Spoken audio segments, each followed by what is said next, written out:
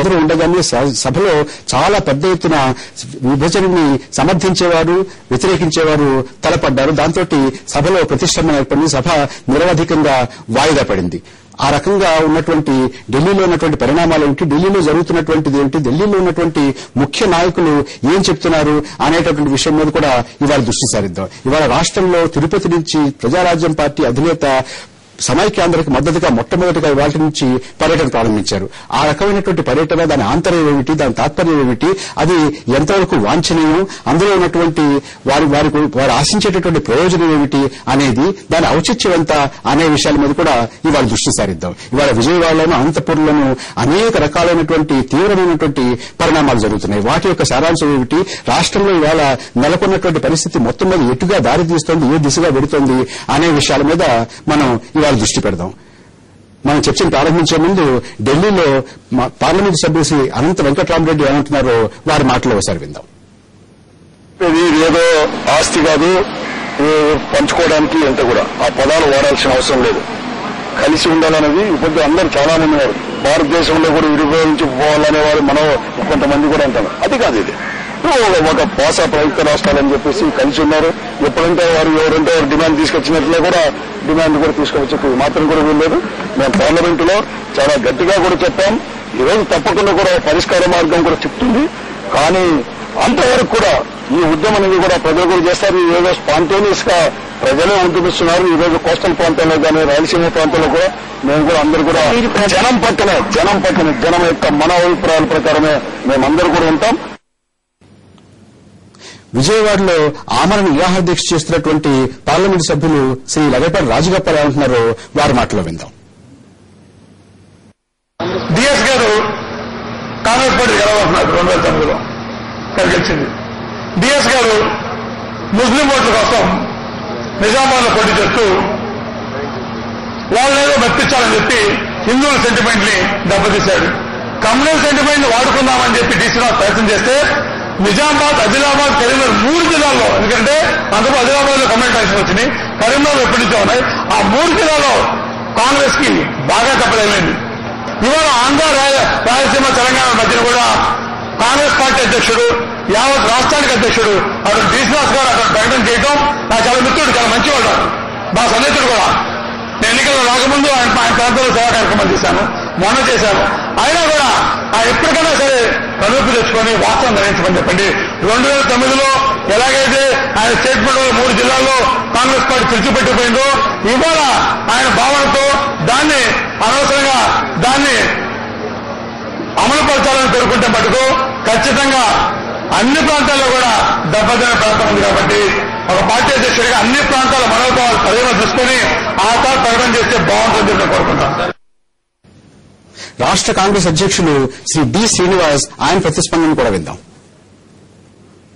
దానికి తెలంగాణ సమైక్యవాదం అనే మెంబర్షిప్ ఏం సంబంధం? ఏ వాదం అన్నా కానీ బేసికలీ మీరు ఆల్ కాంగ్రెస్ ఫస్ట్. మొదలు వాళ్ళు కాంగ్రెస్ వాదులు, ఆ తర్వాత ఇంకా నడుస్తుంటే ఎమ్మెల్యేలు కూడా రాజీనామాలు చేశారు. సందర్భం వచ్చో మరి విడ్రా చేసుకుంటారు. సో ఇటువంటి మూమెంట్స్ వచ్చినప్పుడు ఇటువంటి జరుగుతుంటాయి. ప్రొఫెసర్ హరిగోపాల్ గారు, ఎటు పెడుతోంది ఈ సంక్షోభ స్వరూపం ఏంటి? అంటే సంక్షోభము అంత పెద్ద ఎత్తున ఉందని నేను అనుకోవడం లేదు. ఎందుకు అనుకోవడం లేదంటే ఈ సమైక్య రాష్ట్రం కొరకు జరుగుతున్న ఉద్యమం లోనే ఈ అనైక్యత బీజ రూపంలో ఉంది. అంటే దాదాపు ఆ ఉద్యమం అంతా రాష్ట్ర విభజన వైపే పోతుంది కానీ రాష్ట్రం కలిసి ఉండే వైపు పోవడం లేదు. ఎందుకంటే మీరు సమైక్య ఉద్యమం ఎక్కడ జరగాలి? సమైక్యత ఎవరితో? ఆంధ్ర, రాయలసీమ ప్రాంతంలో సమైక్యత తెలంగాణ వాళ్ళతో. తెలంగాణలో ఉద్యమం ఎక్కడుంది? సమైక్య రాష్ట్రం కావాలని తెలంగాణలో ఎవరిని అంటున్నారా? మొత్తం తెలంగాణలో సమైక్యమో వద్దు అంటే దాని గురించి ఎవరు పట్టించుకోకుండా మీరు విశాఖపట్నం, విజయవాడలో బస్ స్టాండ్ పెట్టి తెలంగాణ ప్రజలు మాతో ఉండాలంటే అది ఎలా సాధ్యమవుతుంది?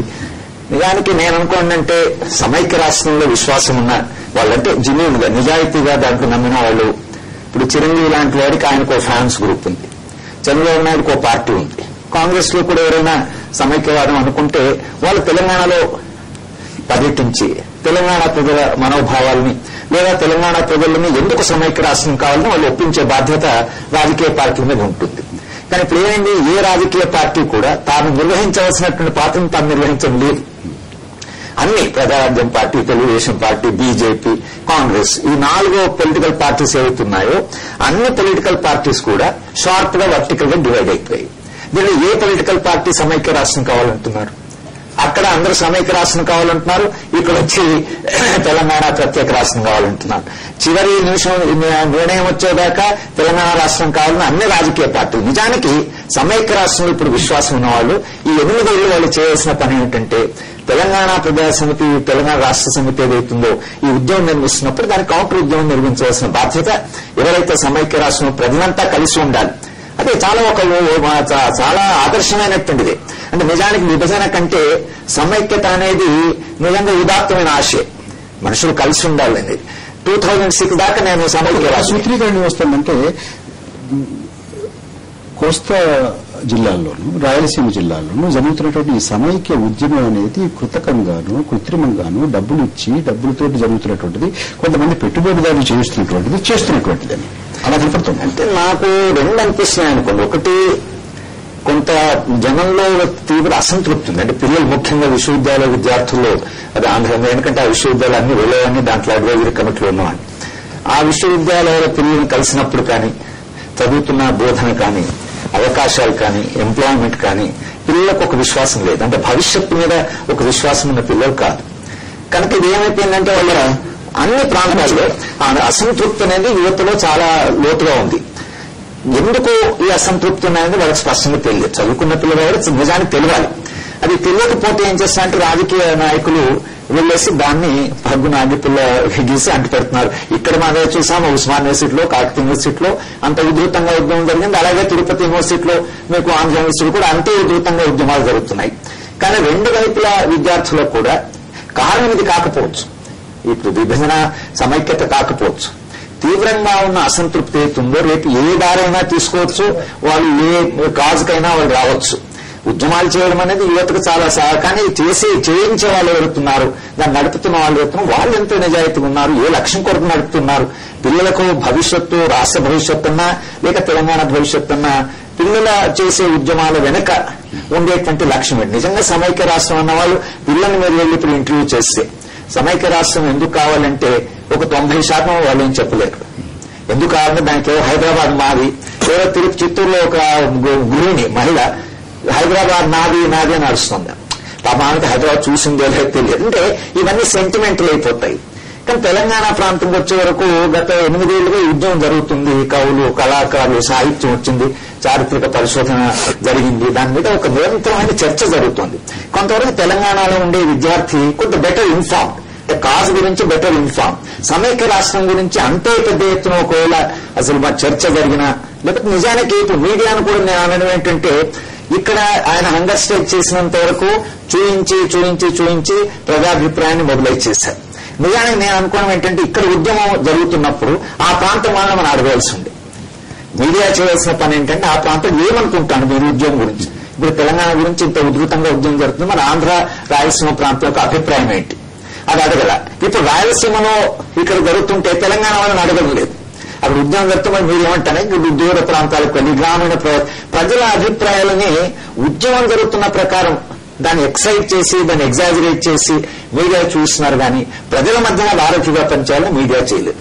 రామ్మోహన్ రావు మీకేమనిపిస్తుంది? ఇప్పుడు హరగోపాల్ గారు చెప్పిన దాంట్లో అక్కడ చిత్తూరులో ఎవరో ఒక మహిళ ఏ విధంగా మాట్లాడిందో అదేవిధంగా ఇక్కడ కూడా నేను 2-3 రైతులతో మాట్లాడితే ఏమయ్యా మీరు నిజంగా తెలంగాణ కోరుకుంటున్నారంటే, అయ్యా మాకు ఎకరం ఇదివరకు 2 కోట్లు ఉండేది, ఇప్పుడు 10 లక్షలు కూడా అడిగేవాళ్ళు, అసలు ఇదంతా మాకు ఎందుకు చేస్తున్నారు మా తెలియట్లేదు అన్న ఇటువంటి మిక్స్ ఉంది. అయితే మీరు నిజంగా తెలంగాణలో ప్రజలు 95% కోరుకుంటున్నారని అంటే అసలు ఇప్పటిదాకా తెలంగాణ ఆగేదే కాదు. That's my perception. మరి పెద్దవారు ఆయన చెప్పాలి, ఎందుకంటే నాకు అవగాహన ఉన్నంత మటుకి. అయితే సెంటిమెంట్ ఉన్నమాట వాస్తవం. ఇది ఎందుకు ఇంత రాద్ధాంతం చేయాలి అని అంటే ఇదంతా కూడా కేంద్రం సృష్టి. ఎందుకంటే నిజంగా విభజన జరగాల్సినప్పుడు విభజన ఈ విధంగా చేయాల్సిన పద్ధతే కాదు అసలు. ఎందుకంటే ప్రజల్ని కొద్దిగా ఎడ్యుకేట్ చేయాల్సిన అవసరం ఉంది. ఏ కారణాల చేత మనం రామ్మోహన్ రావు గారు తెలంగాణ జిల్లాలలో ఆంధ్రప్రదేశ్ మొత్తం కలిసి ఉండాలి అనేటటువంటి భావన కూడా ఉందంటారా? ఉందండి. లేదనడానికి నేను దాని ఎందుకంటే నాతోనే ఎక్కడ దాని జాగ్రత్త కనపట్టలేదు. అంటే భయపడుతున్నారు. భయపడ సెంటిమెంట్. ఎందుకంటే కుర్రోళ్ళు వచ్చి ఎక్కడ విద్యార్థులు వచ్చి నాకు 2 ప్రశ్నలు ఉన్నాయి రామ్మోహన్ గారు. ఒకటి, తెలంగాణ జిల్లాల్లో రాష్ట్రం కలిసి ఉండాలనేటువంటి భావన ఉందా లేదా ఒకటి. రెండవది, కోస్తా రాయలసీమ జిల్లాల్లో ఇప్పుడు వ్యక్తమవుతున్నటువంటి భావన అంతా నిజంగా సమైక్యాంధ్ర కోసమా, లేకపోతే ఇందాక హరగోపాల్ గారు చెప్పినట్టుగా వాళ్ళలో ఉన్నటువంటి చిన్న చిన్న అసంతృప్తులు, లేకపోతే భవిష్యత్తు గురించి ఆందోళన, మరొకటో అవగాహన రాహిత్యం, ఇవన్నీ ఉన్నాయండి. అవగాహన అనేది ఇప్పుడు ఎందుకంటే ఎకానమీ గురించి కానీ నిజంగా తెలంగాణ ఏర్పడితే మాకు ఇంతమంది ఉద్యోగాలు వస్తాయంటే 5 లక్షల ఉద్యోగాలు 10 లక్షలు నిజంగా వస్తాయా? ఎక్కడి నుంచి వస్తాయి? వనరులు ఏంటి? అసలు ఆదాయం ఎక్కడి నుంచి వస్తుంది? ఏమిటంటే దాని మీద ఇంతమటికి అసలు ఎక్కడ ఎవరికి వీళ్ళకే లేదు, అక్కడ కూడా లేదు. అందులో కూడా వాళ్ళు కూడా కొంతమంది ఏమంటారు, అక్కడ కూడా సపరేట్ అయి ఉంటే ఇప్పటికి ఎప్పుడు అభివృద్ధి అయిపోయిందండి, ఇదంతా ఇంటి డబ్బులన్నీ తీసుకెళ్లి హైదరాబాద్ లో దగ్గర పెట్టాము, ఇక్కడ ఇన్వెస్ట్ చేసాం, వాళ్ళేమో సెకండ్ సిటిజన్ గా చూస్తారా, ఈ ఆంధ్రుడు వీడు ఇట్లా అని మాట్లాడుతూ ఉంటారని కొంతమంది కాళ్ళకు అభిప్రాయం లేకపోలా. అయితే ఇదంతా కూడా నినాదం ఏంటంటే వీళ్ళు ఆంధ్రలో లేకపోతే వీళ్ళేదనే బదులు హైదరాబాద్ మీద కూడా ఆవిడ ఎందుకంటే వాళ్ళ బంధువులు ఎవరో ఉంటారు, ఇన్వెస్ట్ చేస్తుంటారు, దానివల్ల కూడా రైట్ పోతుందన్న ఒక అబద్దత వాళ్ళకు వచ్చి ఉండొచ్చు. తర్వాత రాజకీయ నాయకులు అన్నారు, అది కూడా నేను వారితో ఏకీభవించట్లేదు. ఎందుకంటే స్పాంటేనియస్ గా వచ్చింది ఇది. ఏది రాయలసీమ కానీ ఆంధ్ర కానీ ఉండే వాళ్ళ ప్రజల నుంచి. ఎందుకంటే మనం ఎంత ప్రేరేపించినా ఇంత ఉధృతంగా రాదు, నాకు అవగాహన మటుకి. అది ఎందుకు వచ్చిందంటే కారణం రామ్మోహన్ గారు, మీరు ఇది అప్పటికప్పుడు స్వచ్ఛందంగా పుట్టుకొచ్చిందని అంటున్నారు. ఇది కృతకంగా వచ్చింది, కృత్రిమంగా వచ్చింది, కొంతమంది దీన్ని చేశారనేటువంటిది శ్రీనివాస్ గారు మీరు ఫాలో అవుతారు కదా జరుగుతున్నటువంటి చర్చ. శ్రీనివాస్ గారు వినపడుతుందా? మీరు చేస్తున్న చర్చ వినపడుతుందా? ఒక చిన్న విరామం తీసుకున్న విరామం తర్వాత కోస్తాలోను రాయలసీమ జిల్లాలోనూ వచ్చినటువంటి ఉద్యమం యొక్క స్వరూపం ఏంటి, దానికి ఉన్నటువంటి బలం ఏంటి, దానికి ఉన్నటువంటి మూలాలు ఏంటి, దానికి ఉన్నటువంటి వేరెక్కడ అనే దాని మీద మనం దృష్టి సారిద్దాం.